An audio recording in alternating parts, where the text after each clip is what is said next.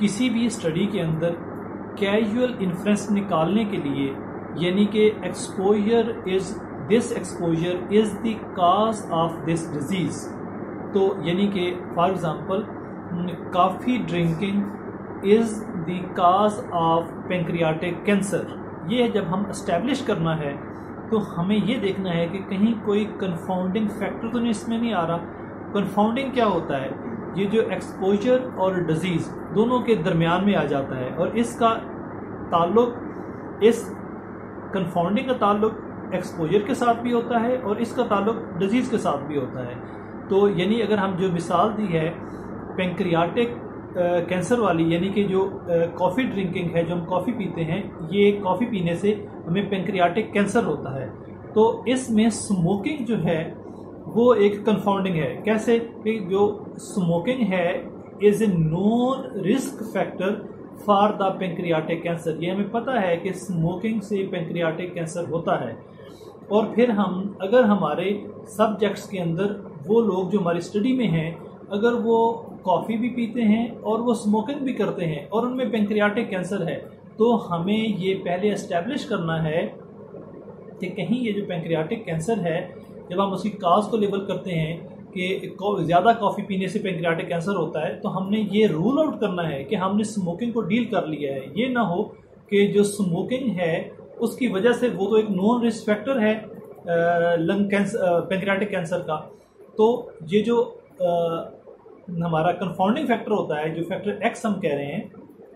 इस मिसाल में हम स्मोकिंग कह रहे हैं, तो ये एक्सपोजर के साथ भी लिंक्ड होता है। यानी जो लोग लेकिन ये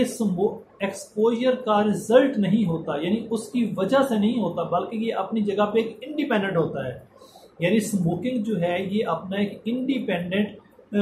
फैक्टर है और कॉफ़ी ड्रिंकिंग एक इंडिपेंडेंट फैक्टर है। तो ये नहीं है कि कॉफ़ी ड्रिंकिंग की वजह से जो है ना वो स्मोकिंग, उसकी वजह से स्मोकिंग होती है या उसकी वजह से स्मोकिंग करते हैं। तो स्मोकिंग अपना एक इंडिपेंडेंट फैक्टर है। लोग कॉफ़ी नहीं भी पीते स्मोकिंग कर रहे होते हैं, जो कॉफ़ी पीते हैं वो भी स्मोकिंग कर रहे होते हैं। तो स्मोकिंग जो है वो एक इंडिपेंडेंट है। अब इसमें ये देखना है जो लोग ज़्यादा कॉफ़ी पी रहे हैं उनकी वजह से हमें पेंक्रियाटिक कैंसर हो रहा है, तो कहीं जो स्मोकिंग इसके अंदर कंफाउंडिंग है, तो इसको हमने इन्वॉल्व करना होता है। तो हमें ये साबित हुआ कि जो कंफाउंडिंग फैक्टर होता है वो एक नॉन रिस्क फैक्टर होता है ऑलरेडी डिजीज के लिए, लेकिन उसका ताल्लुक एक्सपोजर के साथ होता है। लेकिन वो एक्सपोजर की वजह, exposure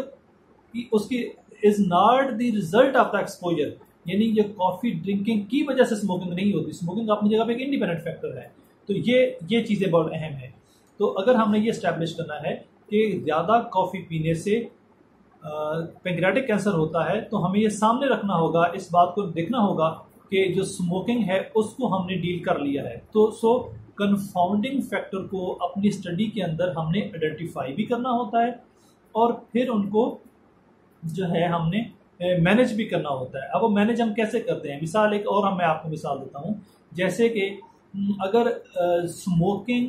causes the lung cancer, smoking से फेफड़ों का कैंसर होता है, तो इसके अंदर जो कंफाउंडिंग फैक्टर है वो एयर पोल्यूशन है। हो सकता है कि एयर पोल्यूशन जो है उसकी वजह से लंग कैंसर होता हो और हम उसको स्मोकिंग को कह रहे हैं कि ये लंग कैंसर काज कर रही है। इसमें दरमियान में अब जो कंफाउंडिंग आ जाता है वो एयर पोल्यूशन आ जाती है, चूँकि लेकिन एयर पोल्यूशन अब होती कहाँ ज़्यादा है? एयर पोल्यूशन जो है वो शहर के अंदर, जो पॉपुलेटेड एरियाज़ के अंदर पोल्यूशन का फैक्टर ज़्यादा होता है, और जहाँ और जो पॉपुलेटेड एरियाज़ हैं, जो शहर हैं, स्मोकिंग भी वहीं लोग ज़्यादा करते हैं। तो ये हो सकता है कि वजह जो है वो पॉपुलेशन, जो पॉपुलेटेड एरियाज़ हैं वो वजह हो। तो इसको हम कैसे अब करेंगे कि स्मोकिंग से लंग कैंसर नहीं होता, बल्कि सिर्फ जो हमारा अर्बनाइजेशन है, जो हमारी पोल्यूशन है, हवा के अंदर, फिज़ा के अंदर जो पोल्यूशन है उसकी वजह से लंग कैंसर हो रहा है, क्योंकि pollution is also risk factor for the lung cancer. तो इसमें हमने इसको स्टडी के अंदर कैसे इसको एडजस्ट करेंगे? हाँ, जब हमने कैजुअल रिलेशनशिप निकालनी है, यानी कि स्मोकिंग करने से ही लंग कैंसर होता है, ये जो कैजुअल रिलेशनशिप है ये बहुत इंपॉर्टेंट होती है किसी भी एक्सपोजर को लिंक करना, ताकि उसके बाद में फिर हम उसकी प्रिवेंटिव स्ट्रेटजीज बनाते हैं, ताकि अगर उस एक्सपोजर को ख़त्म कर दिया जाए तो वो बीमारी जो है ना वो कम हो जाएगी। तो ये हमारी जो पॉलिसी मेकिंग है इसके लिए बहुत इंपॉर्टेंट होती है पॉलिसी मेकिंग के हवाले से एपिडेमियोलॉजिकल स्टडीज़ के अंदर। तो इसमें हमने अब इनको जब इस तरह का कंफाउंडिंग फैक्टर हम जब आइडेंटिफाई कर लेते हैं स्टडी के अंदर, तो उसको हमने फिर कैसे अपनी स्टडी में उसको, ताकि उसका इफेक्ट जो है वो नलीफाई हो जाए, वो कैसे करते हैं, उसके लिए फिर हम उसको स्ट्रेटिफिकेशन करते हैं। यानी अगर हम अर्बनाइजेशन को समझते हैं कि ये कंफाउंडिंग है, तो हम यूँ करेंगे अपनी स्टडी के अंदर, हम उसके अंदर बना लेंगे वो एरियाज बनाएंगे यानी जिसमें कम पॉपुलेशन का एरिया है, फिर उससे ज़्यादा पॉपुलेशन का एरिया जितनी होगा जिसमें पोल्यूशन बढ़ती जाएगी, यानी अब टाउन कर लें, फिर हम सिटी कर लेंगे और इसको मुख्तलिफ स्ट्रेटिफिकेशन में डिवाइड करेंगे। अगर हर स्ट्रेटिफिकेशन के अंदर, हर लेयर के अंदर जो है स्मोकिंग तो सब में आ रही है, लेकिन वो जो पोल्यूशन का फैक्टर है, जो हवा की आलूदगी का फैक्टर है, वो जो जितना एरिया पॉपुलेटेड होगा उसमें ज़्यादा होगी, जितना जो देहात का एरिया है उसमें पोल्यूशन कम होगी। लेकिन अगर तमाम लेयर्स के अंदर ही, तमाम स्ट्रेटिफिकेशन, तमाम लेयर्स के अंदर जो है वो एक कांस्टेंट हमें रिलेशनशिप देखने में आ रही है स्मोकिंग की और लंग कैंसर के दरमियान, जिसके अंदर कि जबकि फ़ज़ा की आलूदगी जो पोल्यूशन है वो वेरी कर रही है, कहीं कम है, कहीं ज़्यादा है, और मोस्ट पॉपुलेटेड एरियाज के अंदर सबसे ज़्यादा होगी। लेकिन अगर ये जो स्मोकिंग है तमाम इन एरियाज़ के अंदर, तमाम के अंदर ही लंग कैंसर आ रहा है, इसका मतलब है कि फिर ये लंग कैंसर जो है ये स्मोकिंग के साथ रिलेटेड है। लेकिन अगर जब हमने इसको स्ट्रेटिफाई किया है मुख्तलिफ लेयर्स के अंदर, जिनमें जो कम पॉपुलेटेड यानी जो देहात का एरिया है जहाँ लोग स्मोकिंग कम करते हैं, जहाँ पोल्यूशन भी कम है, और जो पॉपुलेटेड मोस्ट पॉपुलेटेड एरियाज हैं जिनमें पोल्यूशन ज़्यादा है, अगर उनके अंदर ज़्यादा कैंसर आ रहा है और उनके अंदर कम कैंसर आ रहा है जिनके अंदर पोल्यूशन कम है, तो इसका ये मतलब है कि फिर ये पोल्यूशन इसके अंदर रोल प्ले कर रही है। वरना अगर सिर्फ स्मोकिंग की वजह से हो तो इसको तमाम लेयर्स में कांस्टेंट आना चाहिए। तो इस तरह से हम इसको स्ट्रेटिफाई करके फिर इसको हम इस फैक्टर को निकालते हैं। तो और एक और बात, जैसे कि अगर हम ये भी कर सकते हैं, किसी के अंदर एज जो है, किसी कुछ बीमारियों के लिए एज, यानी कुछ बीमारियां जो यंग एज में नहीं होती, ओल्ड एज में होती हैं, तो उनके अंदर एज जो है, जो अगर हम कोई अनमैच्ड केस कंट्रोल स्टडी कर रहे हो, जिसने बना अगर मैच्ड केस कंट्रोल स्टडी के अंदर तो एज को मैच कर लेंगे, अनमैच में एज मैच नहीं हुई होगी,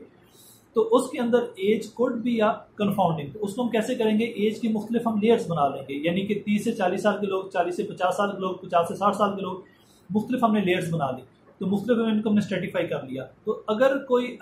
एक्सपोजर जो है उसकी वजह से डिजीज़ हो रही है, एज का उससे ताल्लुक नहीं है, तो वो तमाम लेयर्स के अंदर वो हमें एक्सपोजर जो एसोसिएशन है वो देखने में आएगी। लेकिन अगर वो सिर्फ ओल्ड एज में हो रही है, इसका मतलब है कि उसका ताल्लुक एक्सपोजर से नहीं है, एज के साथ है, क्योंकि सिर्फ ओल्ड एज के अंदर वो आ रही है। तो इस तरह से हम इसको करते हैं और फिर हम यूँ कैजुअल रिलेशनशिप को स्टैब्लिश करते हैं।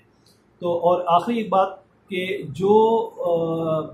ये जो कंफाउंडिंग है ये कोई एरर नहीं है स्टडी के अंदर, ये बल्कि हमें बताता है, इसको हम आइडेंटिफाई करते हैं। जैसे बायस जो है वो एक एरर होता है स्टडी के अंदर, तो ये एक एरर नहीं है स्टडी के अंदर, बल्कि ये एक नेचुरल फिनोमेना है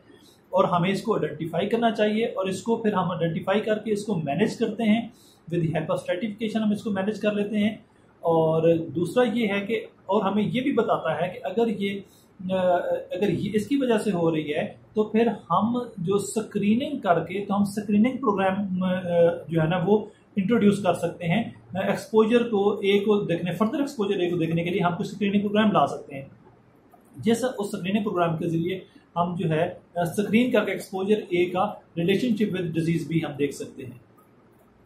थैंक यू वेरी मच।